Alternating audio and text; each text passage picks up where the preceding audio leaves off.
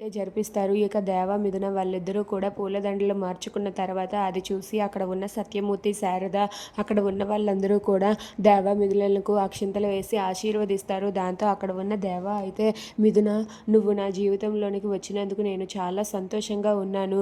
నువ్వు వచ్చి నన్ను మార్చావు. అది చాలు మిథున. నేను నిన్ను ఎప్పటికీ కూడా వదులుకోలేను. జన్మ జన్మలకి నువ్వే నా భార్యగా రావాలి అని చెప్పి దేవ మిథునతో అంటాడు. ఆ మాట వినగానే మిథున అయితే, మనది ఆ పార్వతీ పరమేశ్వరులు కలిపిన జంట. ఈ జంటని ఎవ్వరూ విడదీయలేరు. ఎప్పటికీ కూడా మనకి ఆ పార్వతీ పరమేశ్వరులు తోడుగా ఉంటారు అని చెప్పి అక్కడ ఉన్న మిథున అంటుంది. అలా వాళ్ళిద్దరూ కూడా నువ్వుంటే నా జతగా అంటూ ఎన్ని జన్మలైనా సరే మనం ఇలా కలిసే ఉండాలి అని చెప్పి అక్కడ ఉన్న దేవ, మిథున వాళ్ళిద్దరూ అంటారు. దాంతో ప్రమోదిని, శారద, సత్యమూర్తి వాళ్ళ ఫ్యామిలీ మెంబర్స్ అందరూ కూడా ఒక్కసారిగా చాలా సంతోషిస్తారు. అలా వాళ్ళందరూ కూడా కలిసిపోయి సత్యమూర్తి దేవ మీద కోపాన్ని తగ్గించుకొని అందరూ కలిసి సంతోషంగా ఉంటారు. దాంతో అక్కడ ఉన్న ప్రమోదిని కూతురు లక్కీ అయితే తాతయ్య సత్యమూర్తితో ఇలా అంటూ ఉంటుంది.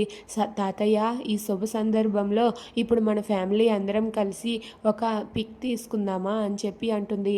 ఆ మాట వినగానే అక్కడ ఉన్న వాళ్ళందరూ కూడా ఒక్కసారిగా నవ్వుతూ, సరేనమ్మా, నీ కోరికను ఎందుకు కాదనాలి, ఖచ్చితంగా మనం అందరం కలిసి ఒక సెల్ఫీ తీసుకుందామని చెప్పి సత్యమూర్తి దేవ భుజం మీద చెయ్యి వేసి తన ముగ్గురు కొడుకులు, ముగ్గురు కోడళ్ళు, తన భార్య, అలాగే వాళ్ళ అమ్మతో కలిసి, అలాగే భూపతి ఫ్యామిలీతో కలిసి అందరూ కూడా కలిసి అలా సెల్ఫీ తీసుకుంటారు. దాంతో ఈ సీరియల్ ఎండ్ అవుతుంది. ఇక శుభం కార్డ్ పెడతారు.